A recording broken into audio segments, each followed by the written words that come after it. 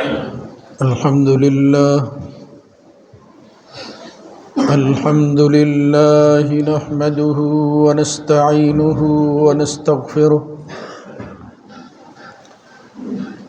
ونعوذ بالله من شرور أنفسنا ومن سيئات أعمالنا من يهده الله فلا مضل له ومن يضلل فلا هادي له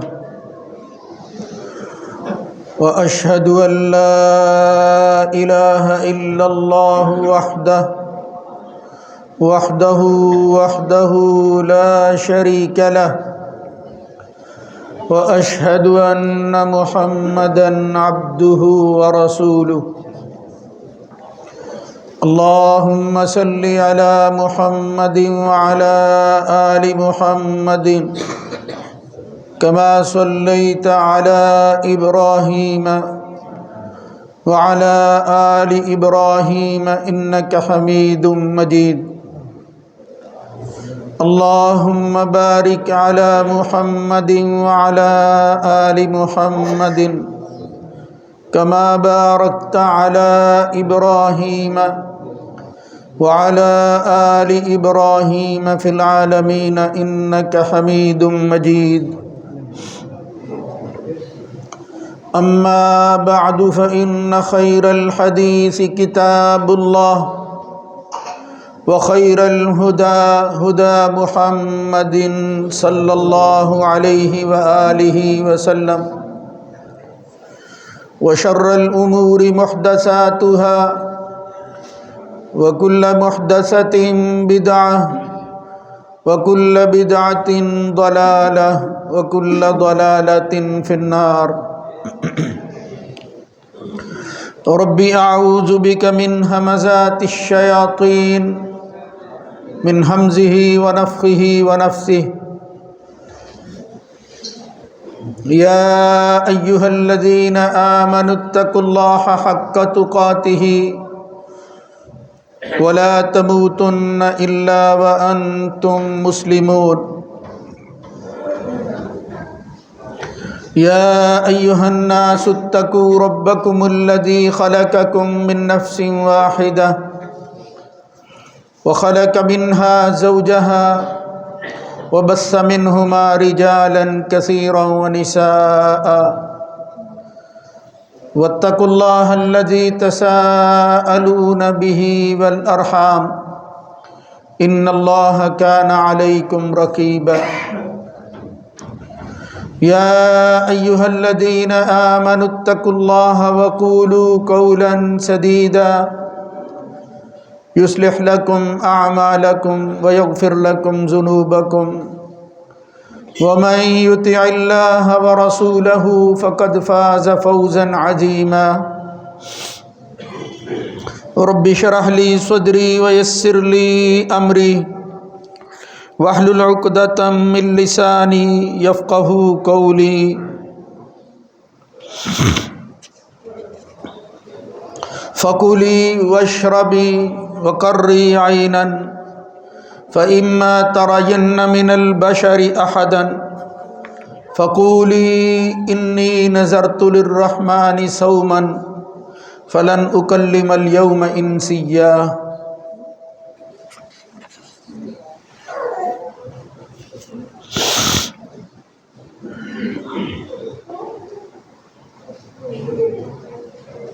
پس کھاؤ پیو اور اپنی آنکھوں کو ٹھنڈا کرو۔ اگر تو کسی بشر کو دیکھے تو اسے کہہ دینا کہ میں نے رحمان کے لیے روزے کی نذر مانی ہے، لہذا میں آج کسی انسان سے بات نہیں کروں گی۔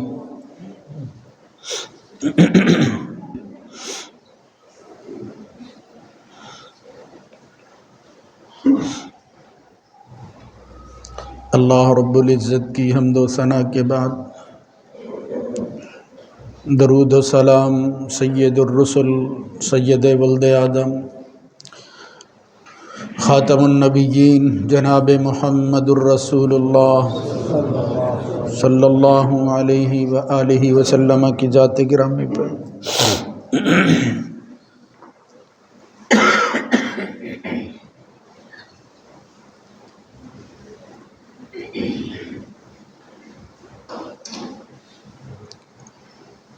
اللہ رب العزت نے قرآن مجید میں بہت سے مقامات پر ایک خاص گروہ اور جماعت کو مخاطب کیا ہے، اور عام طور پر اس خطاب کا انداز یہ ہوتا ہے کہ جس طرح کوئی بندہ اطلاع دینے کے لیے کسی یاد دہانی کی خاطر ایسے الفاظ کا استعمال کرتا ہے اور منادی کرتا ہے کہ یہ اعلان ہر اس بندے تک پہنچ جائے جس کو خطاب کیا جا رہا ہے، اور ان الفاظ کے ساتھ وہ خطاب ہوتا ہے یا ایھا الذین آمنوا، اے وہ لوگو جنہوں نے ایک ذمہ داری اپنے کندھوں پر لے رکھی ہے اور اب وہ ایمان میں داخل ہو گئے ہیں۔ ان کی پہچان یہ ہے کہ وہ مومن ہیں، وہ ماننے والے ہیں، وہ منکر نہیں ہے کسی چیز کی۔ اس سے یہ تمیز اور فرق جو ہے وہ سامنے آتا ہے کہ جب اللہ رب العزت مومنوں سے خطاب کرتا ہے تو اس میں مقصود یہ ہوتا ہے کہ تم اپنے ایمان کی فکر کرو،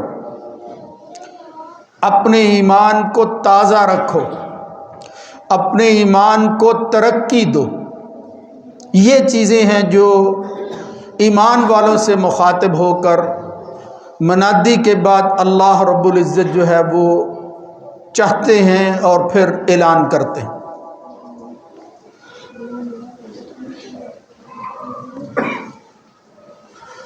ایک جگہ اللہ نے فرمایا یا ایھا الذین آمنوا آمنوا باللہ ورسولہ،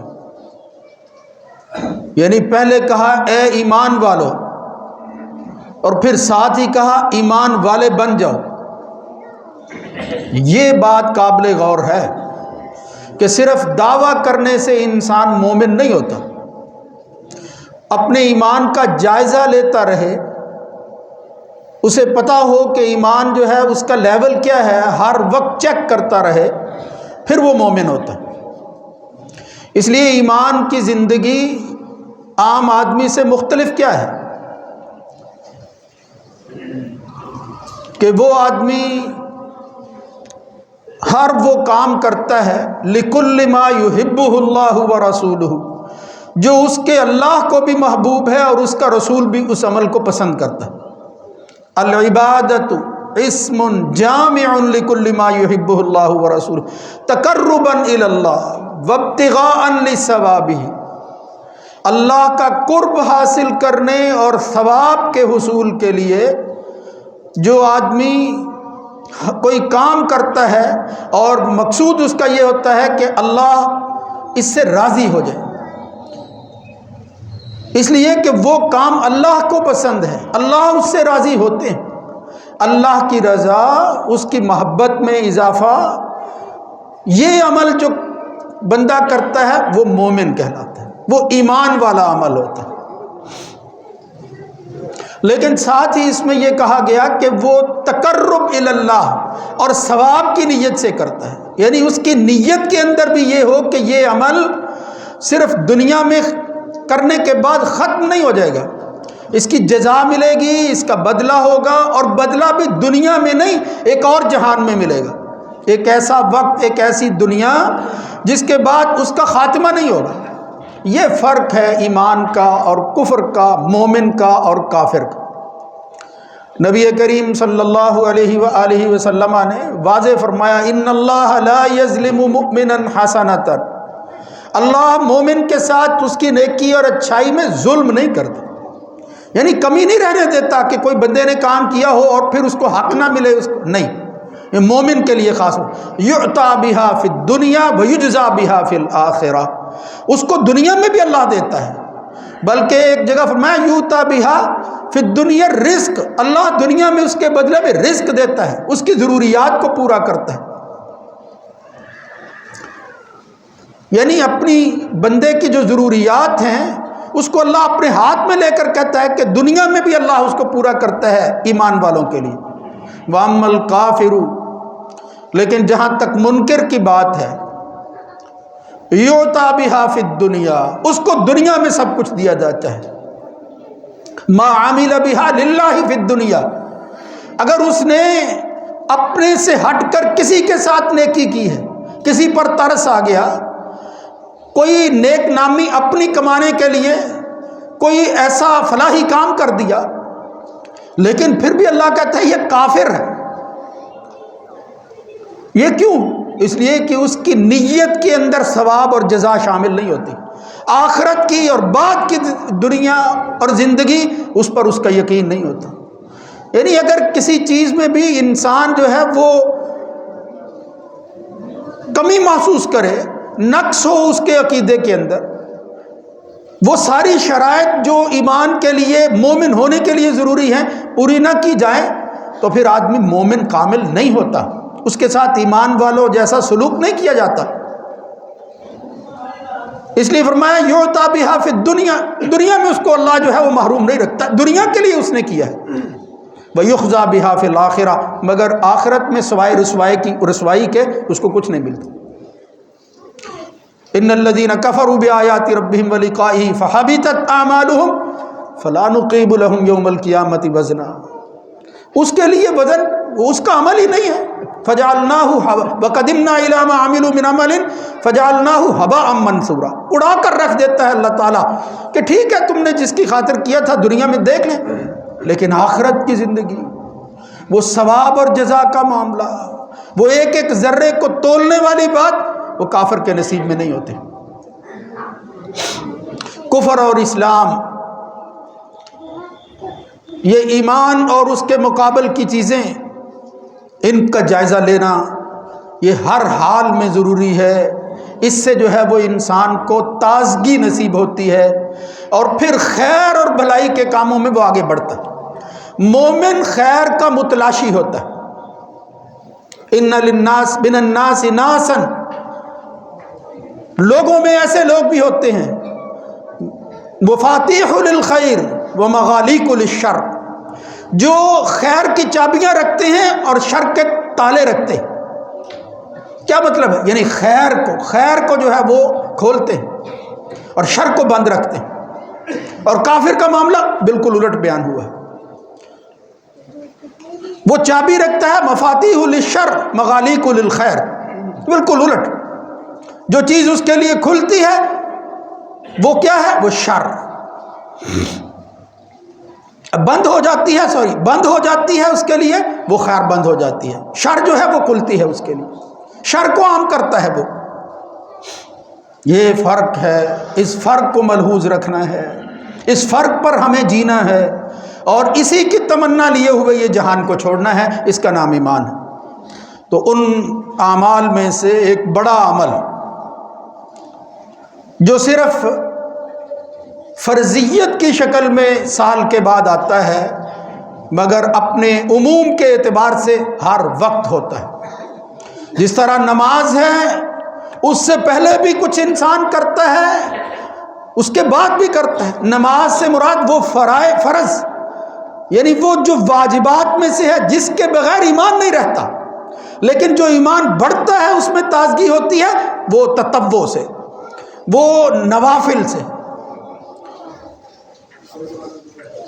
تو ایک ایسا عمل جو فرضیت کی شکل میں اللہ رب العزت نے ہمیں عطا کیا ہے وہ روزہ ہے، اس کو عربی زبان میں کہتے ہیں صوم۔ صوم کا معنی کیا ہوتا ہے؟ رک جانا۔ اسی کے اندر ساری حکمتیں اور فلسفے جو ہیں وہ آ جاتے ہیں کہ روزہ نام ہی رک جانے کا ہے، مگر کس سے؟ کیا صرف کھانے پینے سے رک جانے کا نام ہے؟ محمد الرسول اللہ صلی اللہ علیہ وسلم نے فرمایا جب مومن جزا کی بات سوچتا ہے تو اس کو یہ بات ذہن میں رکھنی چاہیے حجبت النار بالشہوات وحجبت الجنت بالمکارہ، کہیں آتا ہے حفت الجنت بالمکارہ، یعنی حفت کا لفظ آتا ہے یا حجبت کا لفظ آتا ہے۔ شہوات نے گھیر رکھا ہے، شہوات انسان کو جہنم میں لے جاتی ہیں، اور اس سے رک جانا، مکارہ ناپسندیدہ کام کرنا، وہ جنت میں جانے کا سبب بن جائے۔ بلکہ ایک حدیث میں نبی کریم صلی اللہ علیہ وسلم نے فرمایا کہ اللہ نے جنت جہنم بنانے کے بعد جبریل کو بھیجا کہ جاؤ ذرا اس کا مشاہدہ کر کے آؤ، تو اس کی شہوات جو اس کے ارد گرد تھی، اس کو دیکھ کر جو جواب دیا اس کا بھی خلاصہ یہی تھا۔ فرمایا کہ اللہ رب العزت نے اس جنت کے لیے جو کچھ تیار کیا ہے، اگر انسان جو ہے وہ محنت مشقت کرے گا تو اس کے بدلہ کے اندر شاید ہی کوئی ایسا ہو جو جنت میں جو ہے جنت سے محروم رہ جائے، ورنہ ہر بندہ جو ہے وہ خواہش کرے گا کہ یہ اتنی اچھی جگہ، ایسا شاندار جو ہے وہ مقام، اس سے میں محروم نہ ہوں، جنت کی خواہش ہر بندہ کرے گا۔ لیکن پھر اس جنت کے جو تقاضے ہیں ان کو دیکھا گیا، اور دوسری طرف جہنم کا مشاہدہ کیا گیا، تو کہا یا اللہ مجھے تو یہ لگتا ہے کہ اس جہنم سے شاید کوئی نہ بچ سکے، سارے اسی میں چلے جائیں۔ یہ دونوں چیزیں یہ ساتھ ساتھ چلتی ہیں، مکارہ ہے اور شہوات ہے۔ یہ شہوات کیا ہے؟ یہ وہی چیز ہے، ایک طرف ایمان ہے اور وہ ایمان ہے کسی کے حکم کی تعمیل، اور ایک طرف اپنی مرضی ہے، اس کو شہوت اور شہوات کہتے ہیں۔ یعنی جب انسان اپنی مرضی کو تابع کر دیتا ہے کسی کے حکم کے، عبادت بن جاتی ہے، اور جب حکم کی پرواہ نہیں کرتا وہ شہوت بن جاتی ہے۔ کافر شہوات پر جیتا ہے، مومن جو ہے وہ احکامات کی تعمیل میں خوشی محسوس کرتا ہے، اس کی تمنا آرزو یہی ہوتی ہے کہیں سے کوئی حکم آ جائے، اور حکم بھی کہاں سے آئے؟ اللہ رب العزت مالک الملک رب العالمین کی طرف سے۔ اس لیے یہ روزہ دیکھ کر اللہ رب العزت نے ہمیں روک دیا ہے۔ یہ جو آیت میں نے ابھی پڑھی ہے سورہ مریم کی، اس سے معلوم ہوتا ہے کہ روزہ کھانے پینے سے رک جانے کا نام نہیں ہے، اور بھی بہت سے کام ہیں۔ جب حضرت عیسیٰ کی پیدائش ہوئی بن باپ کے، اور وہ بتول مریم، وہ عفت ماں عورت، وہ اللہ کی ولیہ، جب وہ لوگوں کا سامنا کرتی ہے تو مشکل پیش آتی ہے۔ اللہ نے ایک نسخہ بتایا، وہ کیا ہے کہ جب بھی تم کسی کو دیکھو اس کو کہو فقولی انی نذرت للرحمن صوما، اب میں نے روزہ رکھ لیا ہے، اور وہ روزہ کیا ہے؟ کھانے پینے سے رک جانے کا نام نہیں۔ فلن اکلم اليوم انسیا، میں نے بولنا نہیں، میں نے اپنے آپ کو کلام کرنے سے روک دیا ہے، اس کا نام روزہ، انی نذرت للرحمن صوما۔ اس لیے میرے بھائیوں، یہ ہے رمضان کا مہینہ، ایک ہے اس مہینے کی برکات، اس میں کیے جانے والے بے شمار اعمال، یہ عبادتوں کا مجموعہ ہے مہینہ، لیکن ایک ہے صرف اکیلا روزہ، وہ کیا ہے؟ رک جانا۔ رسول اللہ صلی اللہ علیہ وسلم نے فرمایا من لم یدع قول الزور والعمل به، روزہ بھی رکھا ہوا ہے، لیکن اس روزے کے ساتھ وہ یہ سمجھتا ہے کہ میں نے کھانا پینا بند کیا ہوا ہے، روزہ تو ہو گیا ہے، وہ اللہ کو اس کھانے پینے سے کیا غرض ہے؟ یہ تو تم اپنے لیے ہی کرتے ہو، یہ تو ایک ظاہری شکل ہے۔ وہ جو میں کہہ رہا ہوں اسم جامع لکل ما یحبہ اللہ ورسولہ من الاعمال الظاہرۃ والباطنہ، جہاں ظاہر ہو وہاں باطن جو ہے وہ بھی اللہ کی رضا کے تابع ہو جائے، پھر عبادت بنتی ہے۔ یعنی آپ اللہ کے احکامات کو عادت نہ بنائیں، عبادت بنا لیں۔ عادت کیا ہے؟ جی چاہا، یعنی وہ کام ہوتے گئے۔ عادت میں ہر چیز حلال ہوتی ہے، اور عبادت کے اندر ہر چیز حرام ہوتی ہے، یہ اچھی طرح سمجھو۔ مطلب کیا ہے؟ یعنی کسی کام کو عبادت بنانے کے لیے دلیل کی ضرورت ہوتی ہے، بتاؤ مجھے، ورنہ ناجائز ہے، ورنہ بدعت ہے، ورنہ اس کا دین سے کوئی تعلق نہیں ہے۔ اور عادت کیا ہے؟ اگر آپ اس کو جو ہے وہ روکنا چاہتے ہیں، یہ نہ کرو، اس کے لیے دلیل کی ضرورت ہے، ورنہ جائز ہی جائز ہوتا ہے۔ رک جانا، عبادت اصل میں ہے ہی رک جانا، المنع والتحریم، یہ لازمی حصہ ہے اس کا۔ اور روزہ بالخصوص عبادات کے حوالہ سے ہمیں کہاں سے روکتا ہے؟ تو یہاں اس حدیث میں رسول اللہ صلی اللہ علیہ وسلم نے فرمایا، بڑی جامعیت کے ساتھ حضور نے یہ لفظ بولا، من لم یدع قول الزور، کسی نے جھوٹ نہ چھوڑا، والعمل بہ، اور پھر اس پر عمل نہ چھوڑا، یعنی اگر زندگی کی بنیاد جھوٹ پر ہے اور پھر اس کے مطابق آگے بڑھ رہے ہو، فلیس للہ حاجۃ فی ان یدع طعامہ وشرابہ، پھر بھوکے پیاسے رہنے سے اللہ کو کوئی غرض نہیں ہے، تم وقت ضائع کر رہے ہو، اللہ کے ہاں کچھ نہیں ملنے والا، بھوک پیاس روزے کا نام نہیں۔ من لم یدع قول الزور، جھوٹ کو چھوڑنا ہے، جھوٹ کی بنیاد کو ختم کر کے اس پر کیے جانے والے اعمال کو ترک کرنا۔ محمد الرسول اللہ صلی اللہ علیہ وسلم نے دیگر اعمال کی طرح راغب کرنے کے لیے دو ہی چیزیں بیان فرمائیں، قرآن مجید میں بھی اور اللہ کے رسول نے بھی ترغیب دی، شوق پیدا کیا، یہ کتنا بڑا کام ہے، اس سے کیا ملے گا مومن، آگے بڑھو تم، اس سے یہ فوائد حاصل ہوں گے، اور پھر بچ جاؤ گے تم اس سزا سے جو سزا نہ کرنے والوں کے لیے اللہ نے تیار کر رکھی ہے۔ ترغیب بھی ہے، ترہیب بھی ہے۔ رسول اللہ صلی اللہ علیہ وسلم نے فرمایا اس حوالہ سے، اس عمل کے ثواب اور اس کے مقام کے حوالے سے، کل عمل ابن آدم یضاعف، ابن آدم کے ہر عمل کو بڑھا دیا جاتا ہے، عمل ایک ہوتا ہے، اللہ کے ہاں وہ بہت بڑھتا ہے۔ من جاء بالحسنۃ فلہ عشر امثالها، من ذا الذی یقرض اللہ قرضا حسنا فیضاعف له اضعافا کثیرا، ایک نہیں اضعافا کثیرا۔ تو یہاں اس کی وضاحت فرمائی، الحسنۃ بعشر امثالها الى 700 ضعف۔ قرآن مجید میں تو فرمایا 10 کا لفظ آ گیا ہے، ورنہ نیکی بڑھتے بڑھتے ایک نیکی 700 گنا تک بڑھ جاتی۔ ساتھ ہی ایک استثناء بیان فرما دیا نیکیوں کے اس بڑھنے میں، نیکیوں کے شمار میں فرمایا الا الصوم، یہ جو ایک نیکی 700 گنا بن جاتی ہے، اتنی بڑھ جاتی ہے، الا الصوم، اس میں روزہ شامل نہیں ہے۔ کیا بات کی، فَإِنَّهُ لِي وَأَنَا أَجْزِي بِهِ، اس لیے کہ یہ کام اس نے میرے لیے کیا ہے، میں ہی بدلہ دوں گا۔ حالانکہ کوئی بھی عمل اگر اللہ کے علاوہ کسی اور کے لیے کیا جائے تو وہ نیکی نہیں بنتی، وہ عبادت نہیں ہوتا۔ یہ کہنے کا کیا مطلب ہے کہ پتہ چلے اس کی اہمیت کا اندازہ ہو۔ فَإِنَّهُ لِي، تم نماز پڑھ رہے ہو، دیکھنے والے بہت سے ہیں، تم زکوٰۃ دے رہے ہو، خیرات کر رہے ہو، کم از کم جس کو دی جا رہی ہے اس کو تو پتہ چلتا ہے۔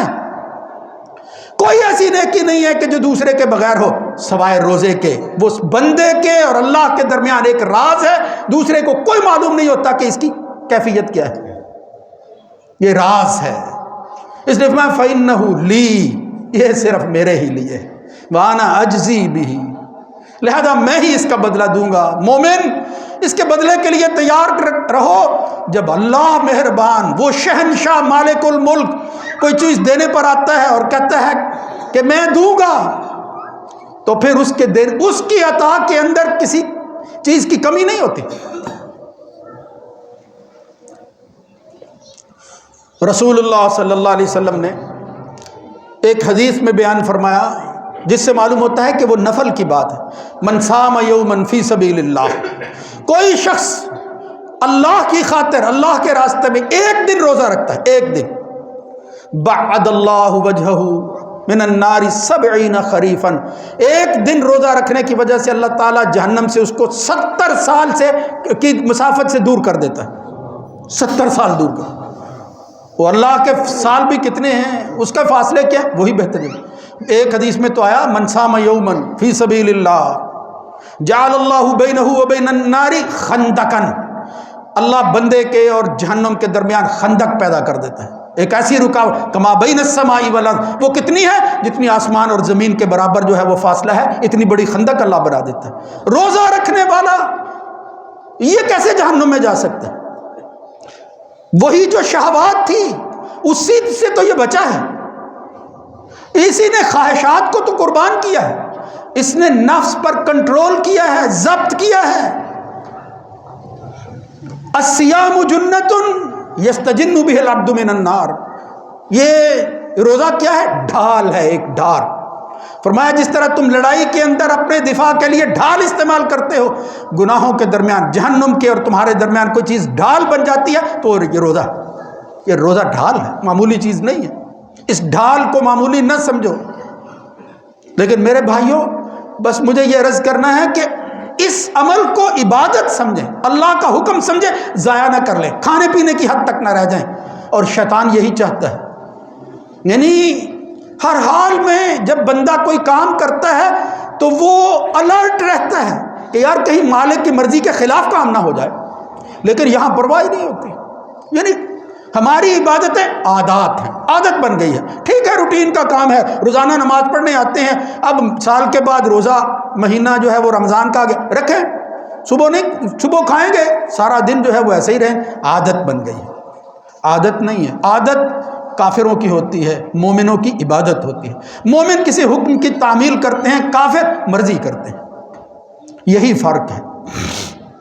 اس لیے رسول اللہ صلی اللہ علیہ وسلم نے جو فرمایا کہ ایک دن کے روزے میں خندق اللہ پیدا کرتا ہے، لیکن ایک ایسا فرض روزہ بھی ہے اس رمضان کے مہینے میں جو بندہ رکھتا ہے، میں فإنہ لی وأنا أجزی بہ۔ کیوں؟ بالکل وہ بات جو میں شروع میں کر رہا ہوں، کیوں یہ اللہ کہتا ہے یدعو شہوتہ وطعامہ من اجلی، اس نے اگر کوئی کھانا پینا چھوڑا ہے اس کے ساتھ اپنی خواہشات کو بھی قربان کر دیا ہے، کس لیے؟ من اجلی، میری وجہ سے، خواہشات پر چھری چلائی اس نے میری خاطر۔ للصائم فرحتان، فرمایا اسی دنیا کے اندر روزہ رکھنے والا جب روزہ رکھتا ہے میں اسے دو خوشیاں نصیب فرماتا ہوں۔ ایک اسی دنیا کے اندر وہ دیکھتا ہے جب روزہ اس کا مکمل ہو جاتا ہے ان شرائط کے مطابق جو اللہ رسول نے مقرر کی ہیں، جب وہ روزہ کھولتا ہے فرحت محسوس، اللہ کا شکر ہے کہ میں اپنی مزدوری کرنے میں کامیاب ہو گیا ہوں، اب میں جزا کے قابل ہو گیا ہوں۔ وفرحۃ عند لقاء ربہ، اور ایک فرحت اس کو کب محسوس ہوگی؟ جب اللہ رب العزت بن بتایا ہوا عمل جو دنیا میں وہ کرتا رہا، بن بتائی ہوئی جزا، یعنی اللہ نے جس کا تعین نہیں کیا، جب اللہ رب العزت اس روزے کے بدلہ میں وہ عطا کرے گا تو بندہ جو ہے وہ خوشی سے جو ہے وہ جھومے گا کہ مالک کی جب عطا ہوتی ہے تو ویسی ہی ہوتی۔ وَلَا خُلُوفُ فَمِ الصَّائِمِ أَطْيَبُ عِندَ اللَّهِ، اس عمل کے دوران جب بھوک اور پیاس کی وجہ سے عصر کا وقت آتا ہے، بدبو شروع ہو جاتی ہے منہ سے، معدہ خالی ہوتا ہے، ہم ہر روز یہی بات کرتے ہیں کہ اس میں فلاں طبی فائدہ ہے، اس میں بندے کا معدہ ٹھیک رہتا ہے۔ یار یہ باتیں کرنے والے تو اسی دنیا کے لوگ ہیں، اور معدہ جسمانی ایک ضرورت ہے انسان کی، اس کو درست رکھنا، لیکن ان ضرورتوں کے ساتھ ساتھ کوئی ایمان بھی چیز ہے کہ جو جسم رکھتا ہے، اس ایمانی جسم کو محفوظ رکھنا، اس کی قدر کرنا، اور اس کے بدلہ میں جو ہے وہ خوشیاں محسوس کرنا، اس کی بھی تو کچھ ضرورتیں ہیں، اس کی بھی تو کچھ طلب کرنی چاہیے بندے کو۔ اس لیے فہم والا خلوف فم الصائم اطیب عند اللہ، یہ اللہ نے یہ ساری باتیں کیوں کی نبی کریم صلی اللہ علیہ وسلم کے ذریعے؟ تاکہ پتہ چلے کہ جو اللہ جزا دینے والا ہے کوئی معمولی نہیں ہوگی۔ فرمایا یہ جو بو آتی ہے اس کے منہ سے، اب بندہ مومن اطیب عند اللہ من ریح المسک، دنیا کے اندر مومن کے منہ سے آنے والی بدبو اللہ کے نزدیک سب سے بڑی خوشبوؤں کے مقابلہ میں کہیں بہتر ہوتی ہے۔ سب سے بہتر خوشبو کیا ہے؟ مسک، مشک جسے آپ کہتے ہیں، یعنی اس سے بہتر خوشبو نہیں ہے کوئی بھی۔ لیکن فرمایا مومن کے منہ کی بو اللہ کے نزدیک اطیب عند اللہ، وہ پاکیزہ ترین بن جاتی ہے من ریح المسک، اس مشک کی خوشبو سے۔ اس لیے میرے بھائیوں، یہ جزا کی بات اس رمضان کے مہینے میں کرنے والے اعمال، اس کی تو ایک لمبی فہرست ہے۔ بس اللہ کے ہاں مومن بندہ بننے کے لیے، بندگی کا حق ادا کرنے کے لیے اس کے تقاضوں کو پورا کرو۔ اور حقیقت بتاؤں، محسوس نہ کرنا، جو لوگ زیادہ نیکیاں کرتے ہیں، اللہ کے گھروں کو آباد کرتے ہیں، ان کا آنا جانا مسجدوں میں ہوتا ہے، معمول کی بات ہوتی ہے، شیطان وہاں زیادہ حملہ آور ہوتا ہے۔ مومن جو کبھی کبھی ہم کہتے ہیں یہ رمضانی ہے، اور رمضانی کو احساس ہوتا ہے، اور پھر اس احساس کے بدلہ کے اندر وہ مومن بن جاتا ہے۔ یار میں رمضان میں آیا ہوں، غیر رمضان میں بھی میرا مالک تو وہی ہے۔ میں نے بہت سے لوگ دیکھے ہیں، یہ بنیاد بنتی ہے، سارے نہیں، کچھ ہی صحیح، لیکن وجہ بن جاتی ہے۔ اور مومن جو عادتاً سب کچھ کرتا ہے وہ کہتا ہے ٹھیک ہے، زندگی چلتی آ رہی ہے اسی طرح، کوئی پرواہ والی بات نہیں۔ اس لیے خدا را اللہ کے گھروں کے حوالے سے بالخصوص بہت محتاط رہا کرو۔ یہاں چھوٹی سی بات ہوتی ہے اور اس طرح کا واویلا شروع ہو جاتا ہے، پرواہ نہیں کرتا بندہ، اپنا حصہ ڈالنا چاہتا ہے، ہرگز ہرگز، حالانکہ یہ اس کے کرنے والا کام نہیں ہوتا، بس خاموشی کے ساتھ۔ اب میرے بھائیو روزہ تو سکھاتا ہی خاموشی ہے، میں یہی تو کہہ رہا ہوں۔ تو بس ضبط رکھو، نفس پر کنٹرول رکھو۔ محمد الرسول اللہ صلی اللہ علیہ وسلم فرمایا تھا، اٹھتی جوانی جس میں کوئی چیز رکاوٹ نہیں بنتی، وہ سب کو لتاڑتا جاتا ہے، اس کو اگر کوئی لگام دے سکتی ہے چیز تو وہ روزہ ہے۔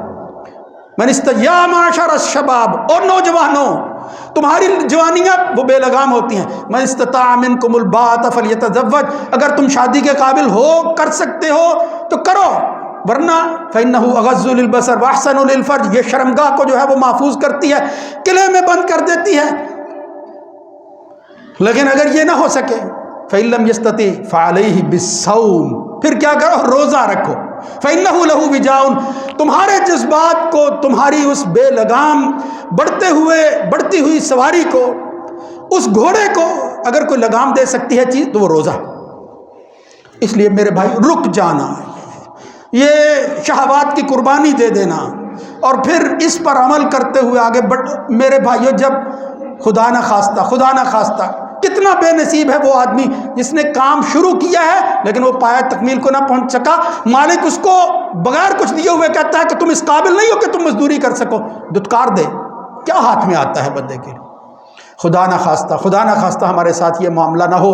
ہر حال کے اندر جہاں جزا کی تمنا ہوتی ہے وہاں فکر ہوتی ہے۔ رسول اللہ صلی اللہ علیہ وسلم نے جس کو روایت کی حضرت عائشہ نے یہی بیان فرمایا تھا، فرمایا یہ مومن بندہ ہی دراصل اعمال میں ڈرتا ہے اور وہ یہ کہتا ہے پتہ نہیں میرے عمل کے اندر کسی کوتاہی کی وجہ سے خدا ناراض نہ ہو جائے، لہذا اس اللہ کی ناراضگی سے بچنے کے لیے، اس کی رضا حاصل کرنے کے لیے اس کی رضا کے کام کرنے چاہیے، رضا کے منافی نہیں کرنے چاہیے۔ اللہ رب العزت ہمیں سمجھنے کی توفیق دے، اس روزے کے تقاضوں کو پورا کرنے کی توفیق نصیب فرمائے۔ اللہ تعالی ہماری زندگی کے اندر اس کو بنیاد بنا دے، اسی پر جو ہے وہ ہمارا باقی ایمان جو ہے وہ کھڑا ہو جائے۔ وہ ارکان جن پر ہمارا ایمان کھڑا ہے، اگر وہ ارکان جو ہیں وہ کمزور ہوں گے، تمہاری عمارت، تمہاری چھت وہ کمزور ہوگی۔ اس کی مضبوطی کے لیے ان ارکان کو جو ہے وہ مضبوط کرنا ہوگا، جن میں سے ایک رکن یقین، تیسرا بڑا رکن اور اہم جز کیا ہے؟ وہ روزہ ہے۔ اس کی حفاظت کیجئے اور اپنے ایمان کو بچائیے۔ اقول قولی ھذا استغفر اللہ لی و لکم ولسائر